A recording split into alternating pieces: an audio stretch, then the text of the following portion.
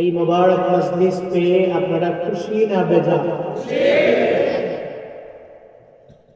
কম খুশি না বেশি খুশি?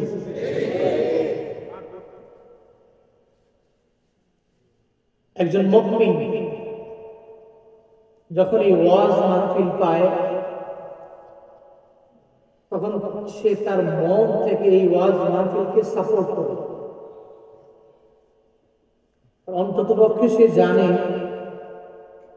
এই মজলিসগুলোতে যদি ৩-৪ ঘন্টা মানুষ বসে থাকে, এখান থেকে মানুষ দুর্নীতি শিখবে না, মিথ্যা বলা লাগে কেমনে শিখবে না, ওয়াদা করে ওয়াদা খেলাফ কিভাবে করা লাগে শিখবে না, আমানাতের খেয়ানত কেমনে করা লাগে শিখবে না।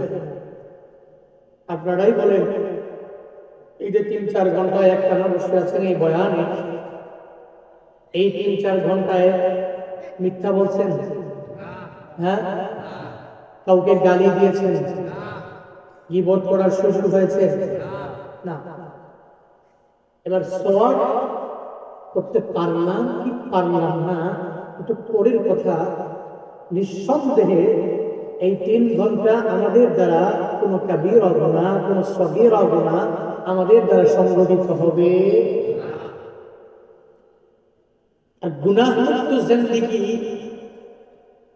গঠন করার জন্য মদিনাওয়ালা নবী আদেশ দিয়েছেন। নবীজি বলেছেন, ইত্তাকিল মাহারিম তাকুন আ'বাদান নাস। তোমরা গুনাহ ছেড়ে দাও, হারাম কাজ করা ছেড়ে দাও, অবৈধ কাজ যেগুলো আছে এগুলো করা ছেড়ে দাও, তো কি ফায়দা হবে? তাকুন আ'বাদান নাস, আল্লাহর কাছে তুমি সবচেয়ে গুরুত্বপূর্ণ বান্দা বলে পরিগণিত হবে। জোরে পড়বেন না? মানে পৃথিবীর যত বান্দা আছে এই সব বান্দাদের চাইতে তুমি একজন রবের কাছে দামি বান্দা।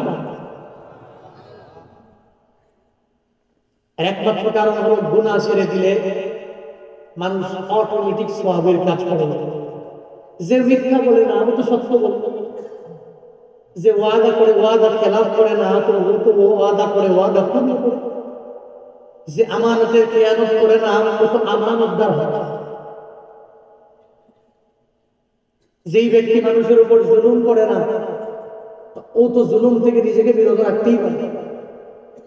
আর এক কথা হলো, গুনাহ ছেড়ে দাও, তাহলে অটোমেটিক আমার রবের কাছে তুমি গ্রহণযোগ্য হয়ে যাবে। এই জন্য আপনারাই বলছেন, এই যে মাহফিল, এটা নেকের কাজ, এটা ভালো কাজ। আর যারা মুসলমান, যারা মুমিন, এরা যখন এই মাহফিলগুলো পায়, এদের মন থেকে একটা খুশি অনুভূতি সৃষ্টি হয়।